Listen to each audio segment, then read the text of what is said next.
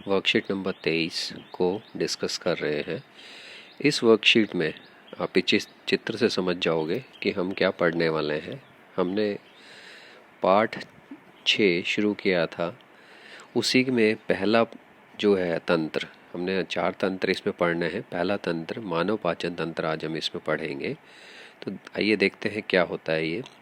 मानव में पाचन की जब हम बात करते हैं तो अलग अलग आपके जो अंग हैं उनके द्वारा ये पाचन क्रिया हो रही है। और इसमें जो सबसे पहली चीज़ है वो है आपका मुंह। मुंह में जो पाचन शुरू होता है, जहाँ इसे सरल कणों में तोड़ दिया जाता है और लार जो है, जो हमारे मुंह में आपने देखा होगा जो लार होती है उसके अंदर एक एंजाइम होता है जिसको कि अमाइलेज कहा जाता है। वो आपके जटिल मंड के अणुओं को सरल शर्करा में बदल देता है। ये आपको ध्यान में रखना है कि पाचन क्रिया का मतलब ये नहीं है कि पाचन क्रिया सारी अमाशय में ही जाके हो रही है।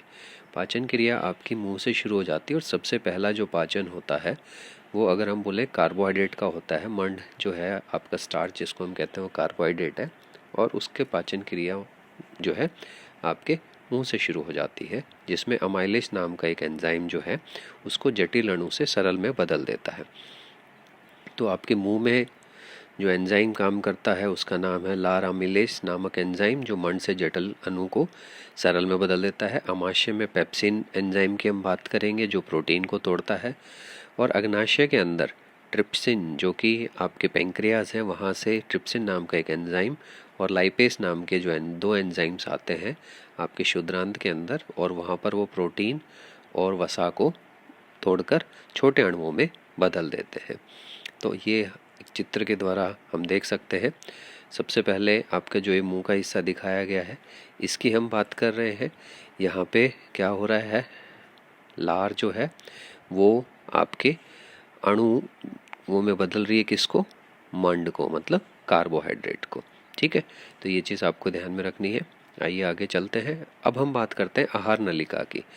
तो आहार नलिका के अंदर हम देखेंगे कि जो भोजन है वो क्रमाकुंचक गति का मतलब क्या होता है कि जो ये आपकी आहार नलिका दिखाई गई है इसके अंदर भोजन जो है जो नीचे आपके अमाशय तक जा रहा है वो किस तरह से जा रहा है, वो जा रहा है क्रमाकुंचक गति। अभी क्रमाकुंचक गति क्या होती है, ये होती है मांसपेशियों की लयबद्ध संकुचन। ये जो आपके आहार नलिका की जो मांसपेशियां हैं इसके अंदर क्या होता है, जैसे ये हमारी मांसपेशी है, तो इसमें जब खाना होगा तो इसके अंदर ये जो खाना जहाँ पर भी है इस तरह से, तो यहाँ पर ये थोड़ी सी ऐसे बड़ी हो जाती है और फिर वापस उसी आकार में।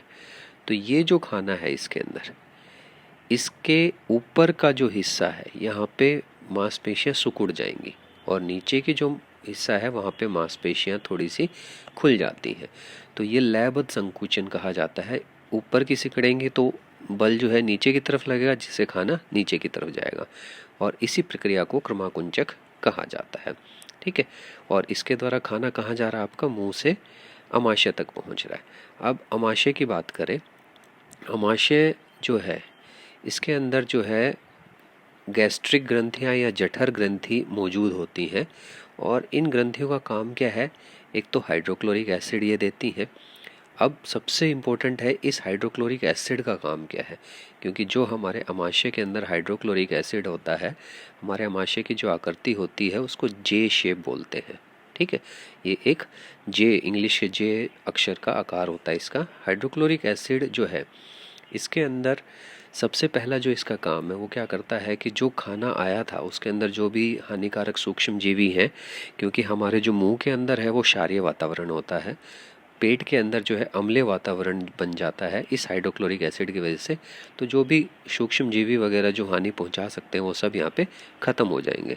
दूसरा हमने बात की थी कि एक एंजाइम होता है प्रोटीन पाचक एंजाइम पेप्सिन। ये जो पेप्सिन एंजाइम है ये क्षारीय वातावरण में काम नहीं कर सकता, तो इसको चाहिए अम्लीय वातावरण काम करने के लिए। तो ये जो आपकी जठर ग्रंथियाँ जो HCl छोड़ रही हैं वो इस पेप्सिन को काम करने में मदद करता है। उसके साथ में एक चीज़ का और श्राव होता है जिसका कहा जाता है श्लेष्मा। श्लेष्मा जो है ये आपका क्या करता है, अमाशय जो होता है इसकी, जैसे अगर हम बात करें कि अमाशय जो है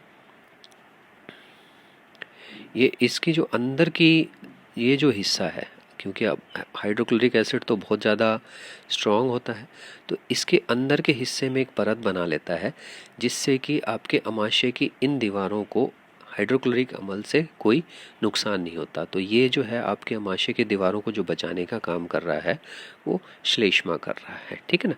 अंदरूनी परत को अम्ल की क्रिया से बचाता है। अब अगला जो है हम बात करेंगे शुद्धांत की। शुद्धांत में ये मान लीजिए कि सारा जितना भी आपने अभी तक आपके, जैसे कि मांड की जो है कार्बोहाइड्रेट की जो पाचन क्रिया है वो मुंह में शुरू हो गई थी, आपके प्रोटीन की पाचन क्रिया आपके अमाशय में शुरू हो गई थी, लेकिन उन सब का जो निचोड़ है, उनको बिल्कुल छोटे छोटे कणों में जो तब्दील करने की बात है, वो सब आपके किस में हो रही है, शुद्धांत के अंदर होगी। तो ये शुद्धांत जो है दो तरह के आपको पढ़ेंगे इसके अंदर। बाह्य शुद्धांत जो कि दिखा रखा है, ये लॉन्ग इंटेस्टाइन जिसको हम कहते हैं लार्ज इंटेस्टाइन, और ये स्मॉल इंटेस्टाइन शुद्धांत।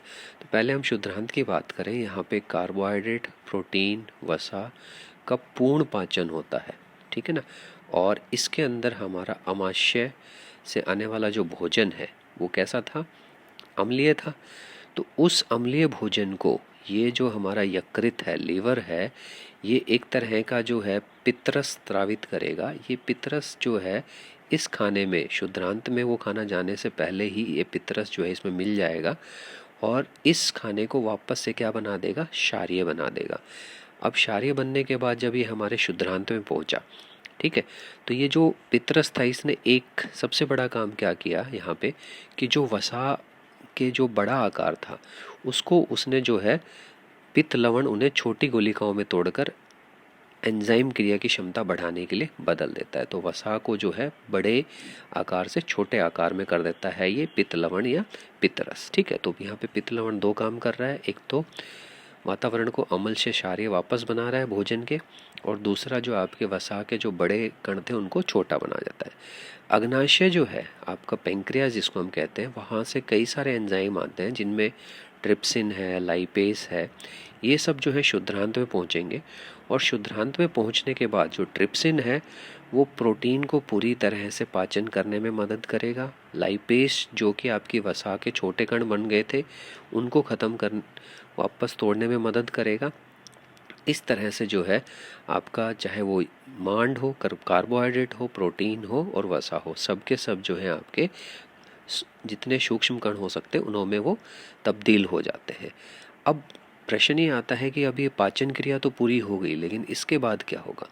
तो ये जितने भी जटिल चीज़ों से हमने कार्बोहाइड्रेट, ग्लूकोज और वसा जितने भी थे वो सब किस में बदल गए। अगर हम बात करें इसमें प्रोटीन की, तो प्रोटीन अमाइनो अम्ल में, ठीक है, और आपका कार्बोहाइड्रेट जो है ग्लूकोज में और वसा जो है ग्लिसरॉल, इनमें बदल जाता है। तो आपके यहाँ पे जो शुद्धांत है इसकी जो भीतर की दीवार है उसके अंदर एक अंगुली जैसे संरचनाएं होती हैं जिसको कहा जाता है दीर्घरोम। इस तरह से आप अगर देखना चाहो तो इस तरह से ये उंगली की संरचना जैसे है ना, इस तरह से होती है। ये अंदर की पूरी इसकी जो दीवार है आपकी वो इस तरह से होती है। तो ये जो उंगली नुमा संरचना है ये कहा जाता है दीर्घरोम कहते हैं। और ये जितना भी पोषक तत्व जो आपने जटिल से सामान्य रूप में आ गए हैं तो उनको अवशोषण करने में मदद करती है। यहाँ से ये अवशोषित होकर आपके रक्त के द्वारा विभिन्न शरीर के विभिन्न हिस्सों में पहुँच जाते हैं। तो ये बहुत ही इम्पोर्टेंट पार्ट है कि जो भी हमने खाना खाया वो असल में इन दीर्घरोम की सहायता से शुद्धांत में अवशोषित होकर आपके शरीर के अलग अलग भागों तक पहुँचता है। अब हम इसके सबसे आखिरी हिस्से में आ जाते हैं, बृहदान्त।